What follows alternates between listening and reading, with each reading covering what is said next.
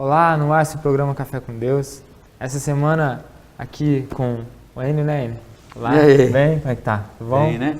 Prazer, Graças sua companhia a Deus. aqui. Amém. E um prazer maior ainda, além da sua companhia, né? Sim. A Mara acho que não vai ficar brava, não. Não, de maneira nenhuma. Mas é estar na companhia do pessoal que está em Claro. casa, é ou não é? Você que tem nos acompanhado, todo dia sintoniza aí, liga a TV e nos acompanha, é um prazer poder entrar na sua casa, é um privilégio para nós. Amém, isso E mesmo. essa semana, né, nós iniciamos aqui, eu, o Adalto, falando a respeito de salvação, ele. Salvação. E nós queremos essa semana continuar falando a respeito disso, porque é algo que é vasto, né? Tem muita coisa para se falar. E hoje nós queríamos realmente continuar falando um pouco disso, tirar um pouco das dúvidas, esclarecer. E o que a gente pode falar hoje, Enio? Que ponto que a gente pode entrar que a gente ainda não conseguiu falar ainda? É um assunto bastante, vamos dizer assim, bastante polêmico, né? Complicado, porque se você pensar, Rafa, nós estamos diante de duas escolas doutrinárias, duas escolas teológicas bastante distintas, bastante diferentes. Uma diz que nós perdemos a salvação e a outra diz que nós não perdemos a salvação. E aí? Durma-se com um barulho desse. Quem é que está certo? Como é que está o negócio? Mais barulho? Porque eu tenho certeza que o pessoal lá de casa, pelo menos de segunda para terça, eles dormiram assim, pensando, tá tudo perdido. Exato. Já era para mim. Mas não é, né? Não, pelo contrário.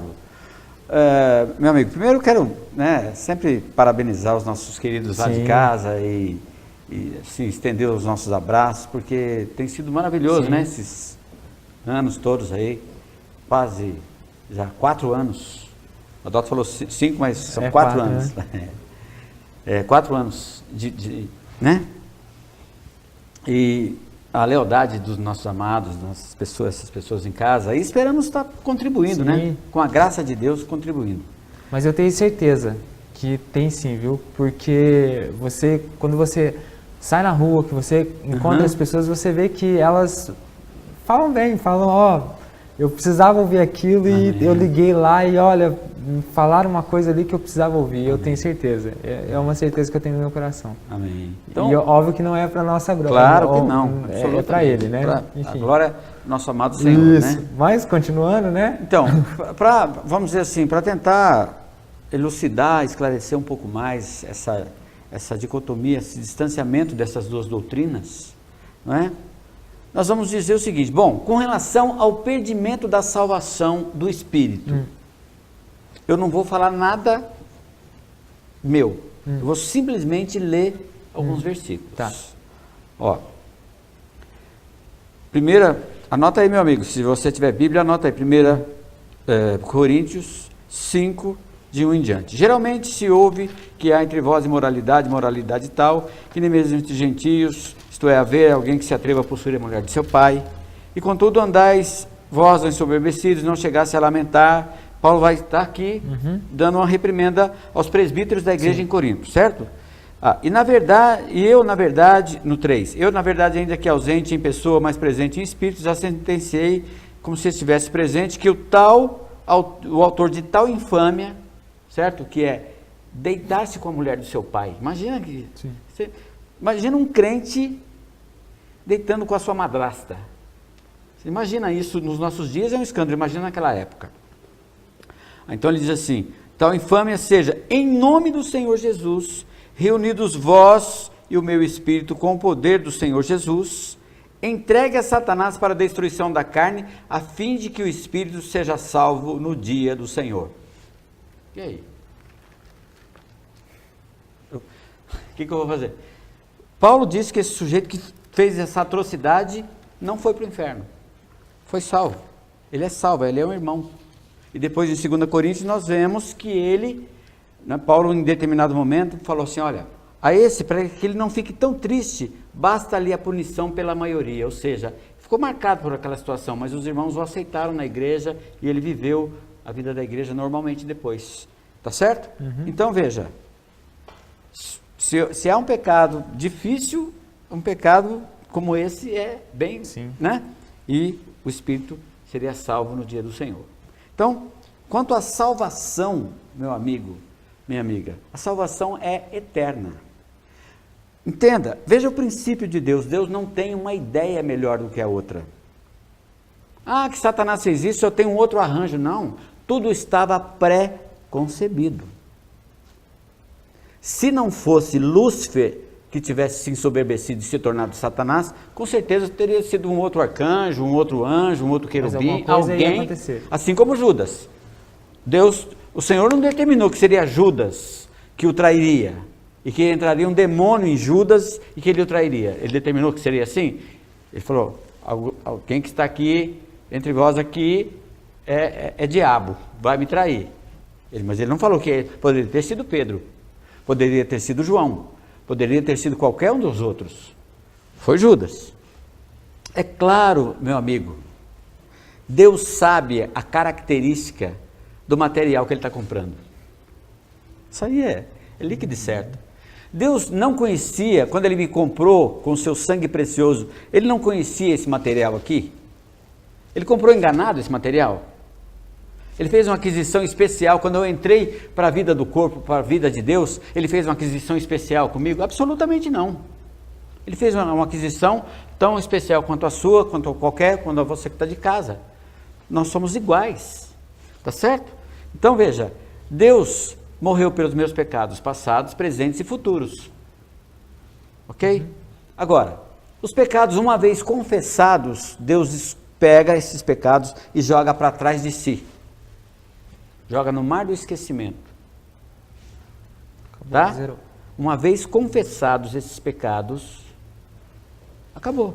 Pode ser o pecado que for. Uma vez confessados, estamos livres do pecado por causa do sangue de Jesus. Isso é uma coisa. Agora, questão da salvação do Espírito. Agora, e o outro lado? Bom, o sujeito perde a salvação? Acabamos de ver que ele não perde a salvação, porque a salvação é eterna. Mas, por outro lado, se nós formos olhar, eu não gosto muito de falar com as minhas palavras, eu gosto de ler versículos. Ó, Mateus 16, peraí, deixa eu achar aqui, 16, de 24 em diante. Quer ler? Pode ler. Pode. Até onde? Até o 24? Vai em frente? Isso, vamos lendo aí. Então vai. O 24 diz assim, ó. Então disse Jesus a seus discípulos, se alguém quer vir após mim, a si mesmo se negue, tome a sua cruz e siga-me. Pode continuar. Tá. Aí no 25, porquanto, quem quiser salvar a sua vida, perdê-la-á. E quem perder a vida por minha causa, achá-la-á. Tá, 26. Tá. Pois, que aproveitará o homem se ganhar o mundo inteiro e perder a sua alma? Ou o que dará ao homem em troca da sua alma? Veja, essa palavra alma aqui, isso aqui nós estamos falando, a linguagem que veio, a língua que veio para nós no Novo Testamento é grego. Tanto os escritos de Paulo quanto esses escritos são em grego. Certo. Você acha que o autor da vida estaria dizendo aqui, nesse caso aqui, ou que dará ao homem em troca do seu pneuma, que é espírito? Ele falou isso. Ele falou psique, que é a sua alma.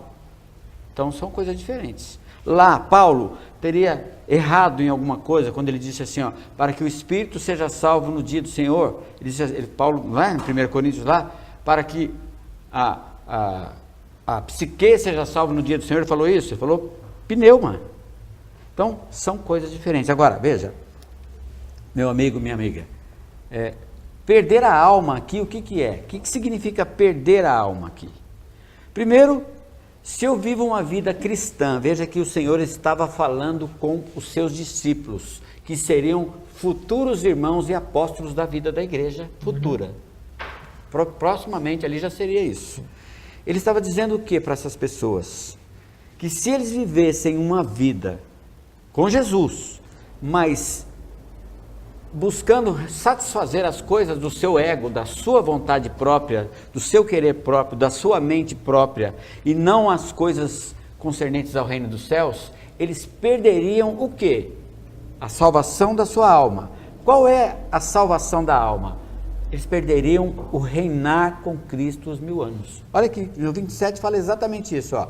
Porque o Filho do Homem há de vir na glória de seu Pai com seus anjos, então retribuirá a cada um conforme as suas obras. Ó, em verdade vos digo que alguns hados que aqui se encontram, que de maneira nenhuma passarão pela morte até vir o Filho do Homem, até que vejam vir o Filho do Homem no seu reino. Ele está dizendo exatamente isso. O que é perder a alma é não ver o Filho do Homem no seu reino. Enquanto as pessoas estarão, os cristãos maduros estarão ali reinando com o Senhor, vendo o Senhor vindo no seu reino maravilhosamente, esses que não são maduros estarão aonde? Num lugar que não é a perdição eterna do seu espírito, da sua alma, mas é um lugar onde o Senhor classifica como choro e ranger de dentes. Quer dizer, longe da glória de Deus. Olha só. Então, não sei se foi... Não, tá. Você que está em casa, eu tenho certeza que você tá acompanhando, né? Tá interessante, como eu disse, segunda e terça, tá interessante. Mas pode continuar que tá então, muito agora bom. acho que nós já estamos quase terminando o bloco. Bom, mas é isso, em suma é isso, Rafael. Nós precisamos entender que são coisas diferentes, tá? No próximo bloco nós vamos entrar um pouquinho mais na questão do espírito, da alma e do corpo, para nós entendermos qual é o arranjo de Deus. Nós ficamos pensando que Deus tem uma ideia melhor a cada momento. Ah, eu pequei, então Deus, dá a sua ideia melhor, me salva de alguma maneira. Já proveu a salvação, de uma vez por todas. De uma vez por todas, tá certo? Como? Pela morte vicária, a morte substitutiva do nosso amado Senhor. Então, quando nós cremos no sangue de Jesus, já fomos qualificados à vida eterna. Fim. Agora, se nós vamos reinar com Cristo ou não, é outra história. Bom, a gente vai fazer um comercial, daqui a pouquinho a gente está de volta, fica aí.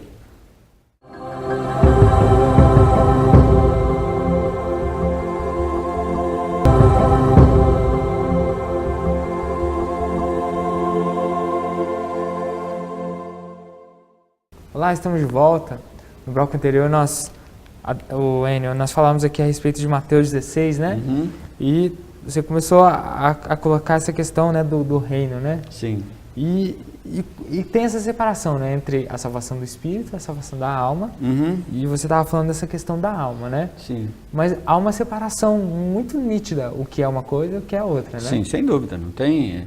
São, vamos dizer assim, situações e dispensações diferentes, tá? A salvação do Espírito se ganha nessa dispensação chamada Era da Graça, tá certo? Se ganha voluntariamente. O Senhor voluntariamente quis morrer por nós. Eu não pagava nada por mim, Ele quis pagar. Eu não pagava, sinceramente, olhando para mim, eu não pagava nada. Mas Ele quis pagar. Bom, uma coisa. Agora, Paulo nos fala uma coisa muito interessante, que nós devemos desenvolver a nossa salvação com santo temor e tremor. E ele fala em Colossenses 3,16, se não me engano, que ele fez muitas coisas a fim, ali na nossa linguagem aqui, na nossa Bíblia, está só assim, a fim de herdar a ressurreição.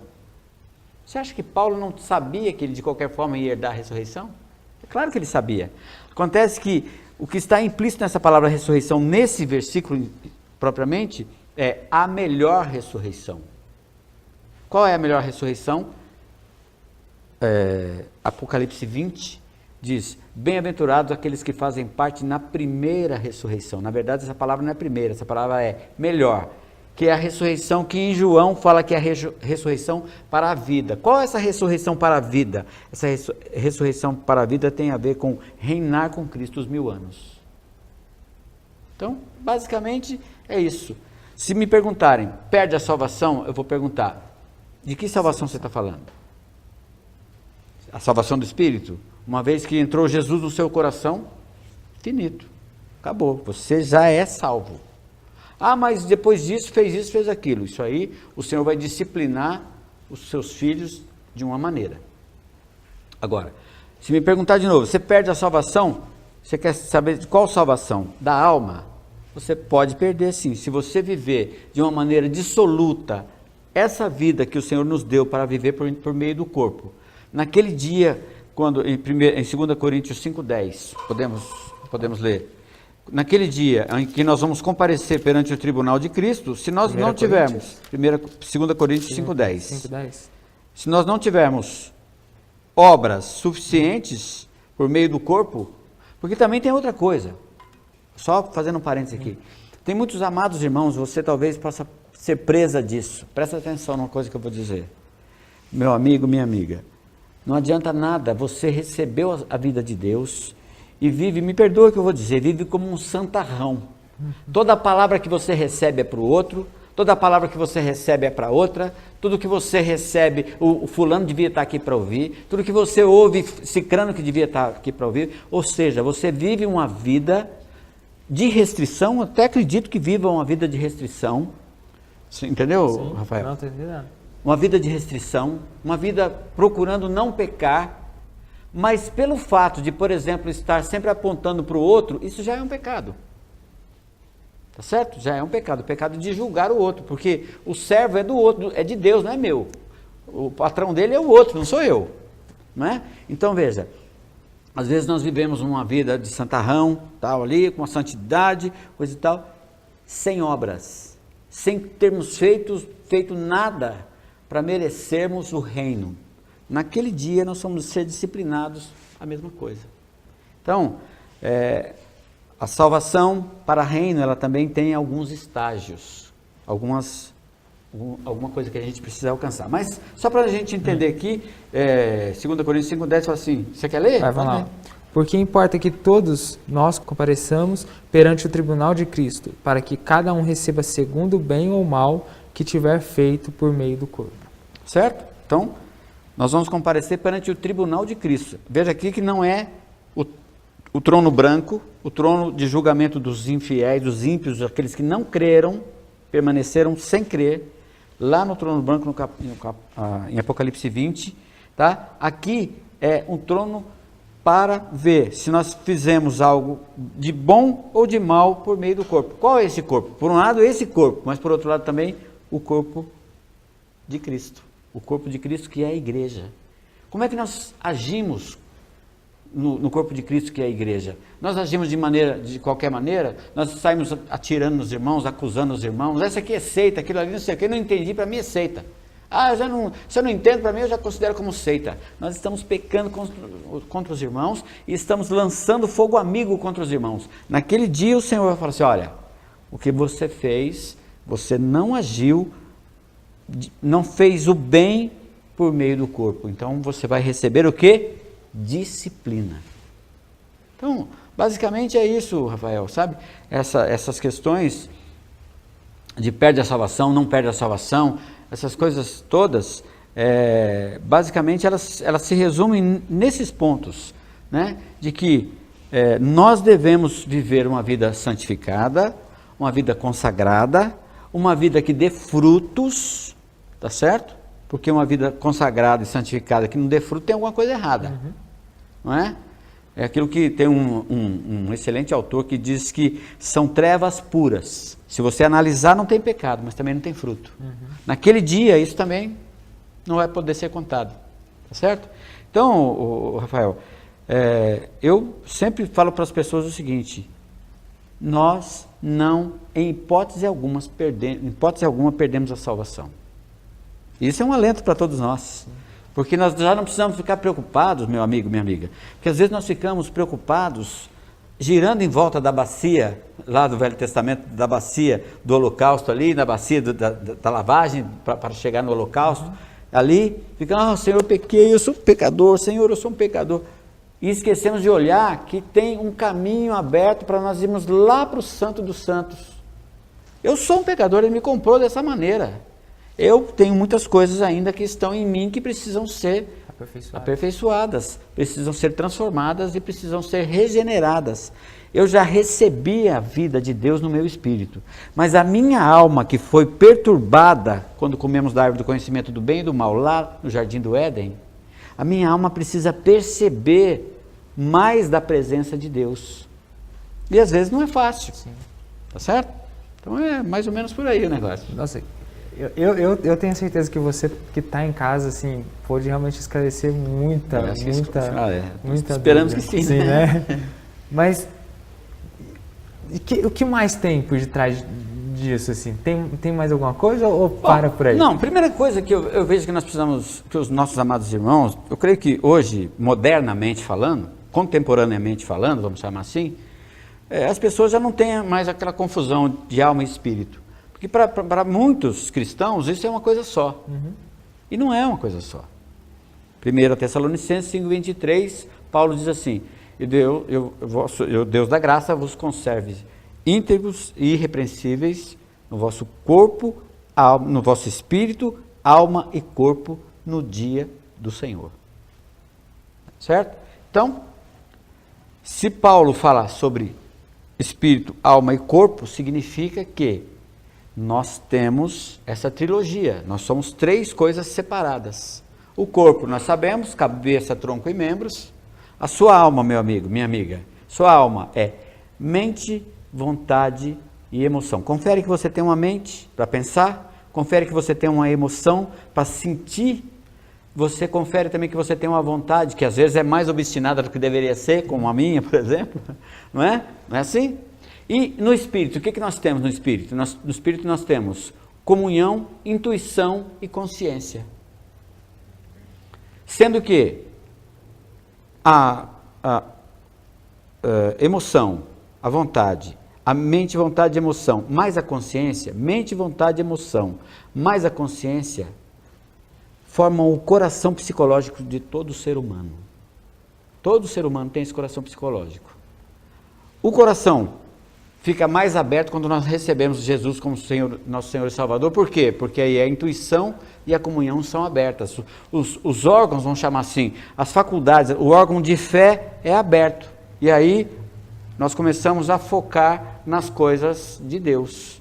Nós começamos a colocar a nossa mente pendente às coisas do Espírito, que dá para a vida, e não mais às coisas da carne, que dão para a morte. Certo? Então, é mais ou menos por aí que a gente vai. Né? Eu tenho certeza que você que está em casa ganhou muito com essa semana, viu? Esperamos que, né? Como eu falei aqui na segunda-feira, eu estava aqui de espectador e para aprender e para ganhar muito, e eu ganhei muito. Mas, Wênio, vamos terminar de uma forma aqui, vamos orar com as pessoas que estão em casa, vamos?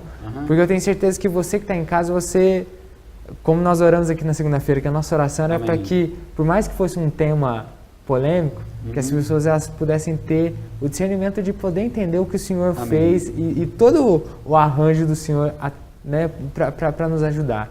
Então eu queria encerrar orando com você que está em casa. Isso mesmo. Pai, em nome de Jesus, nós apresentamos diante do Senhor, Pai, Sim. todas as pessoas que nesse momento estão em casa vendo esse programa. Amém. Pai, em nome de Jesus, Deus, que o Senhor possa realmente olhar para dentro de cada pessoa e que cada pessoa nesse dia, Pai, possa usar a sua boca para confessar que o Senhor é o Senhor, o único e suficiente Salvador da vida de cada pessoa que está em casa.